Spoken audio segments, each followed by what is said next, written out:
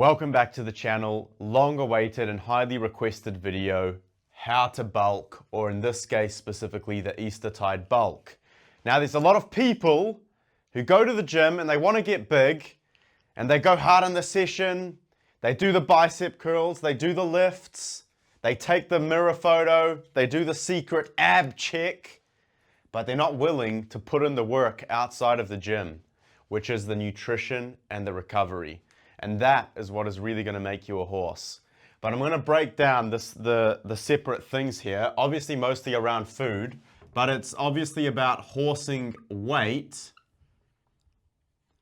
fueling the body to do so, which is horse food, and of course you also want the rest, the sleep. This is possibly the easiest one to get right, although a lot of people do get it wrong. Horse food, very hard to do properly, and rest. So let's start from the beginning. Who am I to talk about this? Who am I? What authority have I got? Well, currently I am looking a bit like a pencil neck. You know, I'm still got a bit of strength, but basically during Lent, I lost 6 kilos. And before that, at the end of 2024, I had a disc injury in my back and it was very difficult to keep the weight on. So my peak, which would have been start of 2024, I was at about 94 kilos. And my strength peak was I benched 110, which wasn't great, squatted 160, and I deadlifted 210. And I got a 200 kilo triple, which I was very happy with. That was probably my best lift. But yeah, sure, you might think that was impressive, but more so personally for me was coming out of finishing high school at around 60 kilos and being the same height that I am now. So if you can imagine, I'm 6'1", or like 187 centimeters, I'm weighing 60 kilos, my legs were freaking this thin. And by the end of high school, I was running. I wasn't sleeping heaps, like I probably should have been sleeping more. I was sleeping like 7, maybe 8, but mostly 7 hours a night. And what that resulted in was just a very skinny guy. And as I got more into my nerd phase after high school, I mean, that didn't help it. And eventually, by the grace of God and finding the Jocko Willink podcast, I was eventually convinced actually I cannot any longer be a pencil neck and just be someone that, sure, it's not like I was physically incapable, like I had generally good cardiovascular fitness, but you've got to bring a bit of freaking meat to the table, if you get my meaning. So that was where this transition happened. So that was over the space of about, I want to say it was like 2022 when I started the bulk. Now I have my calorie trackings from that time and I was eating up to 6,500 calories a day. So I'm going to break down what that looks like more specifically, but I've gone through all this, you know, and I was the freaking epitome of a pencil neck, of a nerd, of a computer guy. Oh, it's not important to train. It's not important to get big. And I can tell you, you can be the skinniest, I have a fast metabolism, which is absolute horse crap guy ever. You can still bulk and you can still be going harder. It's a matter of knowing how. And I can tell you because I was that guy. 6,500 calories a day. And I was working on the farm and I was hitting an hour and a half big powerlifting sessions. My freaking caloric burn would have been through the roof, but I still did it. So, from horse, why is this such a vital way of looking at the bulk and looking at training? Well, firstly, the horse is a workhorse. It's not a frickin' peacock doing lat spreads on the stage. He's frickin' carrying the loads. He's supporting the war. He's providing the troops with food. He's getting the important messages across the continent. He's plowing the fields. The horse is just the epitome of the jack of all trades, of the functional strength, of the stamina, of the aggression, the testosterone. It's just a glorious animal, okay? And its attributes are what we seek to emulate when we train. We want to be fast, we want to have endurance, and most importantly, we want to have strength. So the horse training, the horsing, hefting, and heaving heavy iron is absolutely essential, okay? You cannot dispense without it. You can have everything else. Like I'd say if you're a hypertrophy guy and you go super hard in the gym, you can definitely achieve the same results, but if you're lifting heavy iron off the ground and your shoulders are ripping out of their sockets and your traps are getting destroyed, your biceps are getting destroyed, your forearms are getting destroyed, your glutes, hamstrings, core, your calves, your entire being is focusing on getting this weight off the ground, I can assure you that's going to make your body grow. Horse food. Okay, most people think the bulk is like 2,500 calories and we'll have a little ice cream for dessert and then we'll call it a day. 3,000 calories is nothing, all right? It's absolutely nothing. If you're a guy who's lifting, even if you have like an office job, I want to say you'd be burning, like if you're a younger guy, at least 3,000 calories. That's what I'm guessing. And you can do all the fancy calculations. I don't really care. But 3,000 plus, that's basically maintenance, okay? We want to be pushing into the 4 and 5,000s if you actually want to see a difference. Now, I've been seeing a lot of science saying how it's not effective to be in more than a 300 calorie surplus. I don't know. What I'm going to tell you is that the quickest way that you can go from pencil neck to horse is by getting 5,000 plus calories a day. Are you going to put in a little bit of fat? Of course you will. It's inevitable. But what are you also going to be putting on? Muscle. Thick muscle, lifting heavy iron off the ground, and you're going to get bigger, okay? With this method, I put on 20 kilos within 365, 1 calendar year. 20 kilos on the scales. Was that a bit of fat? 100%. Was it a lot of strength? Yes. Was it muscle? Yes. So, 3,000 calories, you can get that in like 3 meals. If you're snacking during the day, 3,000 calories should be very simple. What are we talking about when we get into the 4s and 5s? We're talking about double breakfast. You wake up, 5:30, horse down some oatmeal with berries. I used to do this thing where I'd warm up the oats and milk. Ideally, you're soaking them overnight. Warm them up in a pot, chuck in some frozen berries or a banana, some honey, stir it up. That's almost 1,000 calories. Before you've even woken up, I'm already 1,000 calories deep into the game. Actual breakfast at 7 or 8 a.m., 1,000 calories of scrambled eggs, cheese, milk, coffee. Get home from work or first lunch break at 11, 6 raw eggs, a glass of raw milk, and a banana. Probably another 1,000 calories, maybe 700 or 800. Lunch, 800 calories. Afternoon break, or 1 p.m. See, I was hitting 3 meals over the space of like a 2.5 hour lunch break. Same recipe, 6 eggs, glass of milk, fruit. Get home from work, 4 or 5 p.m. Before my workout, 6 raw eggs, milk, fruit. By this point, I'm already at like 5,000 calories, okay? And I haven't even eaten dinner yet. Workout, dinner, 8 to 1,000 calories. Sweet. I'm actually already hungry before bed. Last hurrah, shake before bed, raw milk, fruit, protein powder if you want, and you're getting close to 6K. Now, if you look at, I had my breakfast, my lunch, and my dinner, but I had about 3 other significant meals between those. Plus, you've got snacks throughout the day. Protein bars, I'm not a huge fan of them. I'm going to talk about how my understanding of health has developed through this period. Nature Valley frickin' crunchy oat bars with peanut butter on top. That's like 300 calories that you can scoff down in 2 minutes. What does this all involve? Intentionality. If I'm eating when I'm hungry, not going to make it. Okay, if I'm eating 3 meals a day, not going to make it. You have to be ruthless. You have to be intentionally eating at all of these moments of the day. Doesn't mean you have to spend time cooking. You know, a lot of the stuff that I was doing, having raw eggs, even this oatmeal, takes 5 minutes to prepare. Scrambled eggs, 5 minutes if you're efficient about it. It's not about time spent, it's about intentionality. And the reality is a lot of time you're not going to feel like eating. But if you genuinely want to put on weight, and if you have been struggling to put on weight, you're going to have to do this for months. Every single day. You can fast Friday. It's not going to affect you if you're hitting 5,000 calories all the other 6 days. The Friday fast won't affect you, and I still recommend you do it. But that's the kind of effort and intentionality that has to go into it. Now, you could do a morning workout after you have your first breakfast of like carbs or protein, raw eggs, digest very quickly. I don't know if you want to have a shake or whatever, but that's doable. Okay, you can work that into your routine. Now, how is this adapted? Because obviously right now, going from the injury, and then I was an Aussie, and then I got married, and then there was a lot of farm work.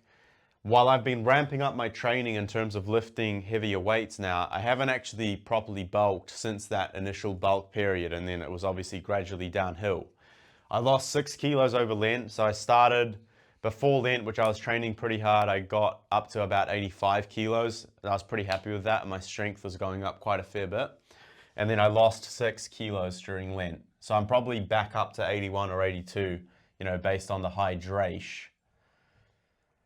But now, how am I approaching it? Well, it's still very important to front load calories because, we all know now that having a meal late in the day can affect your sleep because all of that blood is going down into the digestive system. Your body's still working, so it's better to keep the meals earlier. A lot of times we don't have that luxury, but even having it at 6 or 7 p.m. is going to be way better than 8 or 9 p.m. So this morning I woke up at 3:45, and before I left for work at 6, so at about 5:45, I had 4 raw eggs, which isn't heaps, milk, and a banana. Now, it might not seem like much, but that's already like 700 calories and like 30 something grams of protein, right? That's what most people equal their entire breakfast, but I'm already done that at 5:45, and then when I get home for breakfast, I'm gonna hit that 1,000 calorie scrambled eggs. So you're heading into lunchtime with a meager 700 calories. I've already got 1.5 grand in the bank, and I'm gonna have a morning tea snack before my lunch. So you see, if you play on the front foot, it's so easy to get ahead. Now, so what are the rules of the game? I've just given you a bit of an example. Surplus above all, you have to prioritize eating, okay? I don't care if you have to buy a crap ton of eggs, get on the milk, get on the mince.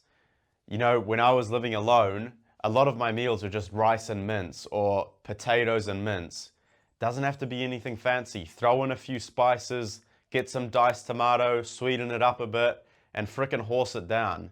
Again, the beauty of this is that it's not actually pleasurable to the self. It's a noble goal, and it is actually necessary for you to achieve your fitness goals. And I'm going to make the argument later that if you're a pencil neck, you have a duty to put on mass. But it's not about eating out of gluttony at all, because a lot of the times you just have to frickin' get the food in, right? I don't enjoy drinking raw eggs, but I've got to get that protein and I've got to hit my macros. So roger that. That's what I'm going to do. Front load the calories, we've already discussed that. Avoid the late evening gym session. In this stage I was gymming in the evening and then I adjusted and moved to the morning. Avoid that late cortisol spike and late meal.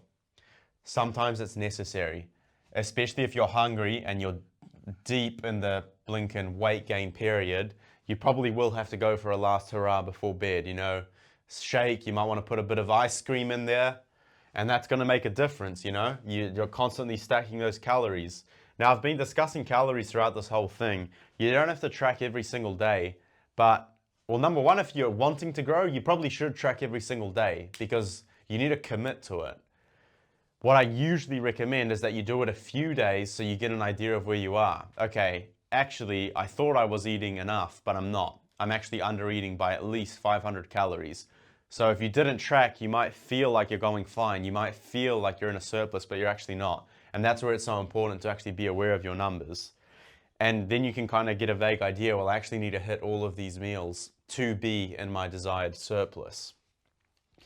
So that's basically what the diet looks like. And look, guys, if you're not willing to sacrifice for this, it's not going to happen. Because not only you need to be super intentional about your food, you've got to be horsing, hefting, and heaving heavy loads with tremendous gusto. And if you're not doing that, it's going to be very difficult to get ahead. We're talking about non-negotiable at least 5 heavy sessions a week. Like, I can tell you, there were some of those deadlift sessions where I'd go home and I almost had brain fog from the weights, where you've just done so much volume that it's fully drained your body. But you train your body under those heavy weights in the squat, bench, deadlift, overhead press, it's impossible. It's impossible not to grow. But you've got to be faithful. You've got to have that fidelity to the training. And you've got to be willing to show up there at least 5 days a week. 4 days a week will be fine for maintenance, but you actually want to bulk up, you're going to have to be in there pushing weight at least 5 days a week, if not 6. And I can tell you, I made tremendous progress during that time. Supplements, usually not important. I'm against protein powder for the most part because a lot of that protein isn't actually digestible. Plus, a lot of the time when you do the maths, just buying more whole foods with protein, eating more eggs, 1, more bioabsorbable, 2, cheaper, 3, doesn't give you indigestion. Creatine, big fan of creatine. I'm currently on 20 grams a day. You probably don't need it, but 5 to 10 will make a difference. Glycine, before bed, it's an amino acid which helps relax the body, helps a lot with recovery, but also, and I haven't actually tried it using this, but it helps with digestion. So Solbra always says to take like a teaspoon of it before a meal or half a teaspoon because it helps with the digestion, it helps move the blood flow and stuff. Amino acids, this is probably the only like performance-based supplement that I took in the gym, but I brought this formula. It had like a bit of caffeine, amino acids. I can't remember if it had taurine or whatever. Anyway, it was chemical slop, but I 100% noticed I'd get like bigger pumps doing my accessories and stuff because it feeds the muscle. So when the blood goes into the muscle and it has those amino acids, it kind of gives you more energy in a way. So if you want to try that, do it. But as I said, 90% of the work is done here with the training and the diet. And finally, the rest. You need sleep. You know, there's this real interesting thing that my brother and I were talking about, how there was a stage where we were both probably training equally as hard as each other. And in terms of time, I might have been eating a bit more, but I was only sleeping 7 hours a night. And because he was still like, I can't remember if he was still in school or maybe he had just finished, but he was sleeping like 8 to 9 hours a night. And he was beating me because he was getting that extra 2 hours of recovery, deep sleep, and he was making gains there. So sleep is very important. Why would you go on a bulk? St. Paul says that Blinken, physical strength is of some value, but godliness is the main goal. Well, he says it's of some value, and here's how I see the some value. Take the example of a Jehovah's Witness. You know, he's on the thinner side. He could be what you call a pencil neck. He's got glasses. He rocks up to your door. He knocks it. It's a feeble knock. And you open it. And he's got a quiet, soft voice.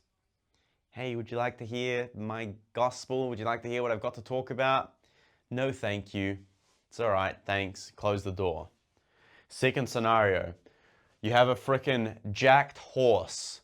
He's bulging the shirt. He's bulging the sleeves. He's got a good jawline. He's positive. He's energetic. He comes in like he owns the street. He's the top chook. He's the top of the totem pole. He opens the door. You're going to listen to what he has to say, all right?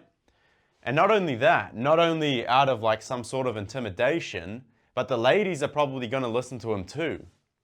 They did the study that majority of politicians, I don't know how they did it, they compared the faces and stuff, that a big percentage of people would vote on a politician based on their looks, not their policies. And I think it's 100% true. You know, Plato said that the philosopher king should be trained in physical arts and in the art of warfare, and he should be of a healthy and sound body. Don't judge a book by its cover. What else are you meant to judge it by? When someone walks up to me and he's slouching and he's low energy, he doesn't look after himself, he's got a bad haircut, he's unshaven, of course I'm judging him. This dude doesn't have discipline, he doesn't care about his body. That's going to manifest in his virtue, in his business life, in his family life, in his personal disciplines. This probably isn't a guy who's locked in on his budget and is building a side business and he's preparing for his vocation. It doesn't look like it, from what I can see. Opposite example again. He's fit. He's dressed well. He has a good haircut. He's clean shaven. He speaks in a loud, pronounced voice. He looks you in the eyes. Haven't heard a single word of what this guy has to say. I'm 100 times more likely to listen to him, to trust him, to follow him into battle. That's just biology, all right? That's how human physiognomy physiology, psychology, how all of that works. And you're a fool if you ignore it. Now, Eastertide bulk, you're a Christian, you want to spread the gospel? Great reason to get fit. Great reason to put on some mass. Actually be a leader. Bring physical presence into the room. Of course, godliness and virtues are always number one. But why is that virtue not manifesting in a body that is pure, in a body that is strong, in a temple that honors God? Now, I know that I'm going into Platonism here, but I also love, I can't remember if it was Plato or Aristotle, but it's like, what a shame it is for a man to grow old in carelessness without seeing the strength and beauty that his body is capable of. Our bodies are gifts given by God, and the human form is something to be developed, okay?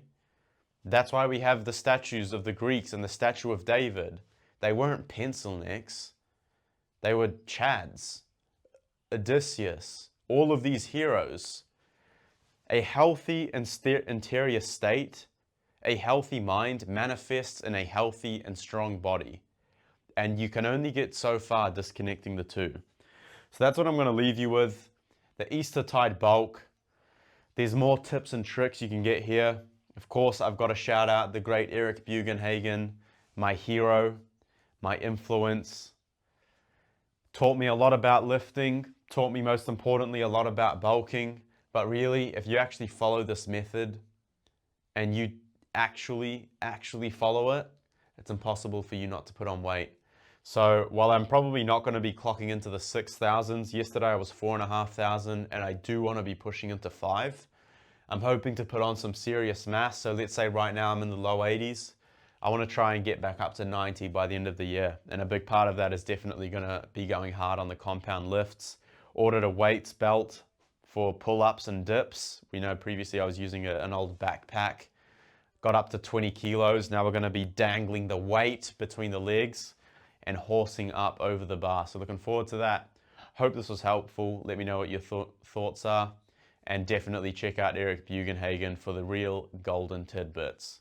With that, may God bless you. Lift heavy, get big, all for the glory of God. Amen.